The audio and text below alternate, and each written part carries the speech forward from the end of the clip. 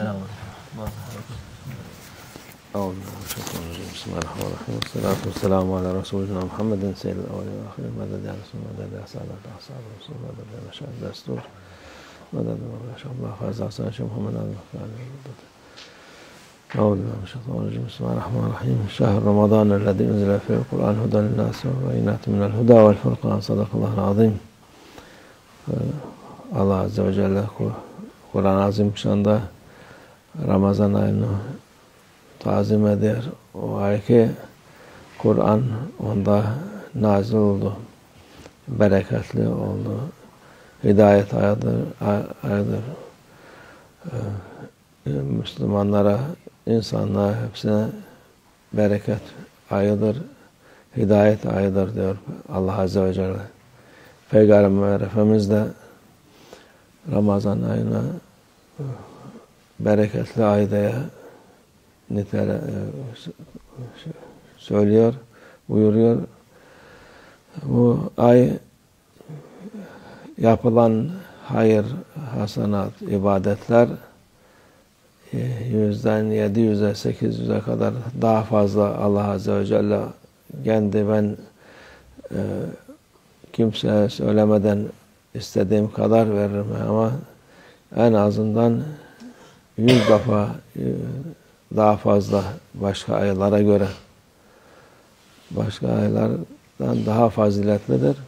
Onun için bu ayda zekat dediğimiz gibi her zaman verilebilir ama Ramazan ayında verilince hem fazla sevap kazanmış oluyor hem vaktini şaşırmıyor insan.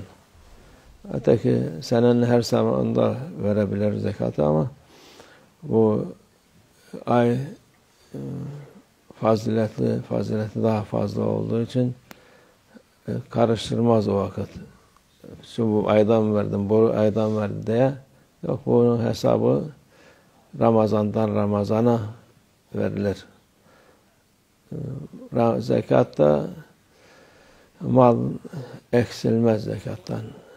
Zekattan mal çoğalır. Sanma ki ben bir şey haksız alıp da bir şey kazanacağım, kazanmazsın. Çünkü o hakkın değildir artık. Bir sene geçti mi nisap dedi, yani yeterli kadar parası olan insan onu bir sene geçti mi onu ödemesi lazım. Ödemese hakkı yemiş olur. Bu nasıl şimdi misal olarak biz ağaçları koca ağaç oluyor. Bırakalım bu ağacı budamayalım. Çok meyve versin diye şey yapar bırakırlar. Budamazsan meyvesi küçük olur ya kötü olur. Budayınca yani koca ağacı yarısı kadar bırakıyorsun. O verdiği meyveler üstündeki şeyler güzel oluyor, iyi oluyor. Toplaması rahat oluyor. Fazla da oluyor aslında. Yani insan zannediyor ki ben ağacı budadım mı çok şey gidecek. Halbuki budamazsan daha az vermiş olur. İçine giremezsin, tikeninden, şeyinden istifade edemezsin. Zekat da aynı şekildedir. Yani malı çoğaltır, bereketlendirir.